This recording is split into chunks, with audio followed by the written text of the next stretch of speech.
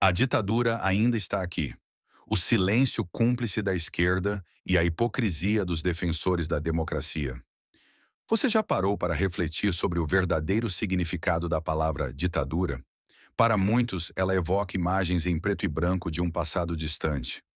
Um período sombrio de censura, tortura e repressão, onde aqueles que ousavam discordar do regime eram perseguidos, presos e, muitas vezes, sumiam sem deixar vestígios. Mas e se eu te dissesse que essa ditadura nunca foi embora? E se eu te mostrasse que ela apenas trocou de máscara, disfarçou suas garras afiadas e, em vez de fardas e coturnos, agora veste togas e ternos, operando nos bastidores do poder sob o manto ilusório da democracia? O que você diria se soubesse que, neste exato momento, cidadãos brasileiros estão sendo humilhados, castigados e tratados como inimigos do Estado simplesmente por expressarem sua insatisfação? O que aconteceu no Brasil no fatídico 8 de janeiro não foi apenas um protesto que saiu do controle, nem tampouco um evento isolado de vandalismo. Foi o estopim para algo muito maior e muito mais perigoso. A comprovação de que estamos sob um regime autoritário que se esconde por trás de um discurso bonito, mas age como qualquer ditadura cruel da história. Hoje, centenas de brasileiros estão atrás das grades há mais de um ano, submetidos a abusos inimagináveis, sem direito a um julgamento justo, sem provas concretas contra eles, sendo tratados pior do que criminosos violentos. A injustiça grita, mas a mídia se cala. A opressão cresce, mas os que diziam defender os direitos humanos fingem que nada está acontecendo. E é exatamente isso que você vai descobrir aqui. Você vai entender como a hipocrisia da esquerda expôs sua face mais cruel. Você vai ver como aqueles que sempre se apresentaram como defensores da democracia, na verdade a destroem, enquanto celebram a perseguição daqueles que ousam pensar diferente. Prepare-se, porque a verdade que eu vou te contar aqui é brutal e vai mudar completamente sua visão sobre o que está acontecendo no Brasil. Ainda estou aqui. Mas quem está aqui mesmo? A ironia do destino não poderia ser mais cruel e reveladora. Apenas 2 dias depois do filme Ainda Estou Aqui ganhar o Oscar de melhor filme internacional, a revista Veja publica uma matéria que deveria ser um choque para qualquer pessoa minimamente preocupada com direitos humanos. Mas sabe o que aconteceu? Nada. Nenhuma comoção. Nenhuma indignação da grande mídia. Nenhum grito de protesto das ONGs que supostamente se dedicam à defesa dos oprimidos. Nenhum pronunciamento emocionado de artistas e intelectuais que adoram posar de defensores da liberdade. O silêncio foi absoluto, cúmplice e ensurdecedor. E por quê? Porque as vítimas desta vez não eram aquelas que a narrativa oficial escolheu para serem protegidas. Não eram militantes da esquerda. Eram brasileiros comuns, cidadãos indignados, patriotas que foram às ruas pedir justiça e por isso foram transformados em inimigos do Estado. O filme premiado retrata a dor de um pai brutalmente torturado pela ditadura militar, assassinado e apagado da história, enquanto sua família jamais encontra respostas. A esquerda assistiu ao filme com lágrimas nos olhos, exaltando sua mensagem poderosa contra a repressão. Mas no mesmo momento, esses mesmos militantes progressistas comemoravam a tortura psicológica e física imposta aos presos do 8 de janeiro, pessoas que estão sofrendo os mesmos abusos que o filme denuncia. Pense nisso. Se era errado antes, por que agora virou justiça? Se naquela época aquilo era chamado de ditadura, como pode ser chamado de defesa da democracia agora?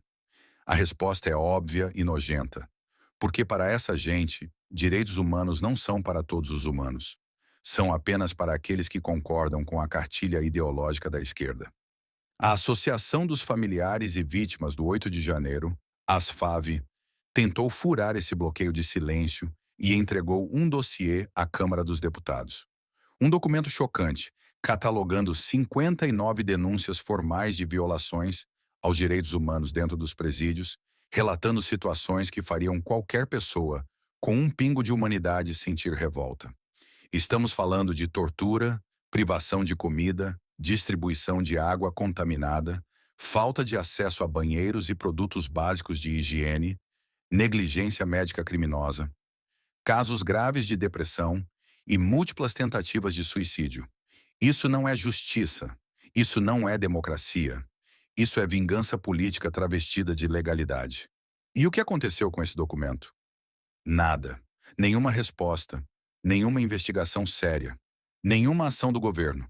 59 denúncias ignoradas. O que isso te lembra? O que diferencia esse comportamento de uma ditadura que reprime seus opositores com mãos de ferro? A diferença é que agora, os que antes gritavam contra a repressão são os mesmos que aplaudem quando a repressão serve aos seus interesses. Você percebe a gravidade do que está acontecendo?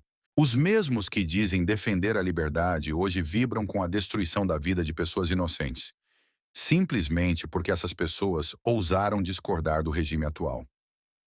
Direitos humanos para quem? A hipocrisia da esquerda. Exposta. A hipocrisia da esquerda nunca esteve tão escancarada, tão nojenta, tão impossível de ignorar. Essas mesmas pessoas que no passado lotaram as ruas para exigir justiça para os presos políticos da ditadura, agora batem palmas para a perseguição brutal contra os presos do 8 de janeiro. Elas falam de democracia, mas defendem prisões arbitrárias. Clamam por direitos humanos, mas ignoram quando inocentes são jogados em celas imundas sem julgamento justo. Se dizem contra a tortura, mas fazem vista grossa para as denúncias de tortura confirmadas, até mesmo pela Defensoria Pública. O que realmente aconteceu com essas pessoas? Elas esqueceram o que significa justiça? Ou pior ainda, nunca se importaram de verdade com justiça, apenas com poder? Os presos do 8 de janeiro não são tratados como cidadãos. Eles são tratados como inimigos de guerra. Gente que ousou levantar a voz contra um sistema corrupto e por isso precisa ser esmagada como exemplo. Para muitos deles, não há provas de vandalismo, de destruição, de golpe, de conspiração. Nada. Zero. O único crime deles foi estar lá, foi protestar, foi acreditar que tinham o direito de se manifestar. Mas no Brasil de hoje, se você estiver do lado errado do espectro político, seu direito não existe. Sua vida não vale nada. Você será tratado como um pária, um criminoso, um terrorista.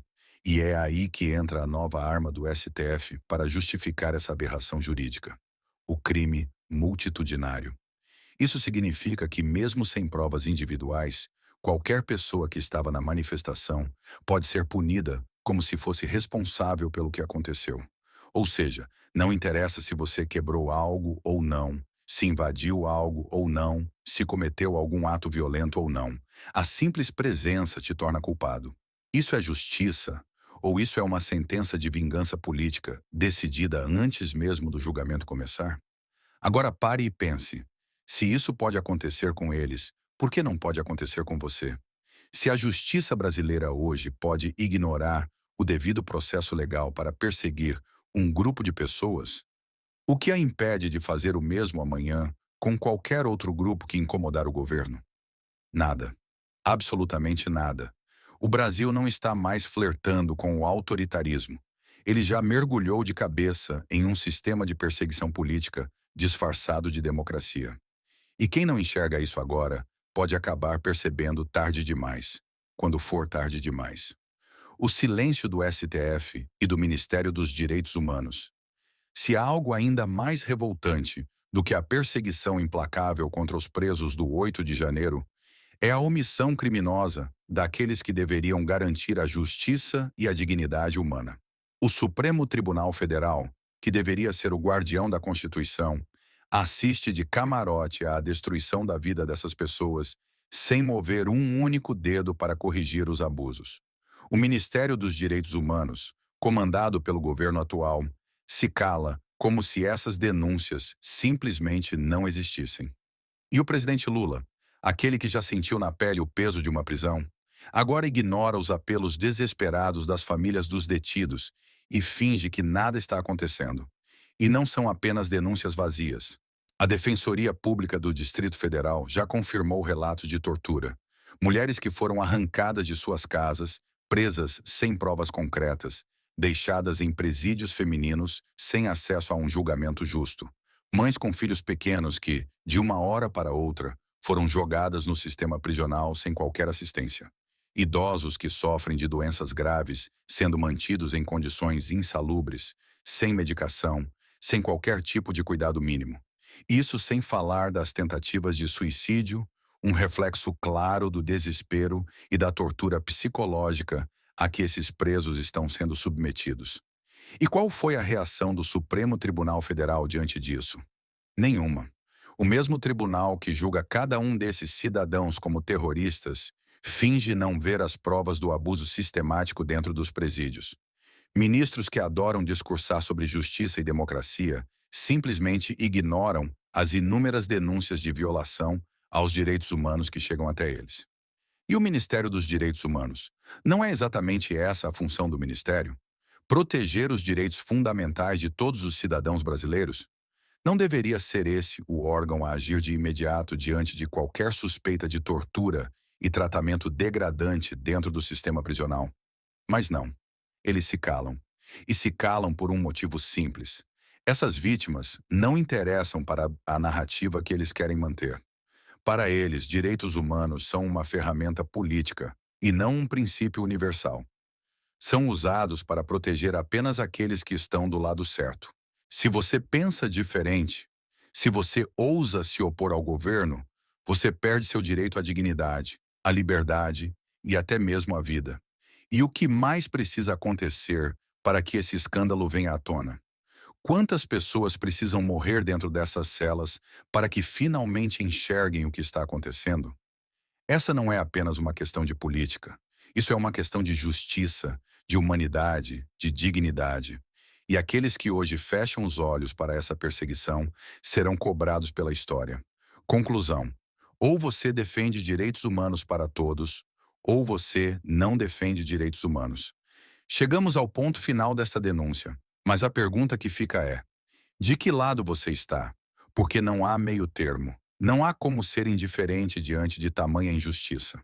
Ou você defende os direitos humanos para todos, independentemente de ideologia política.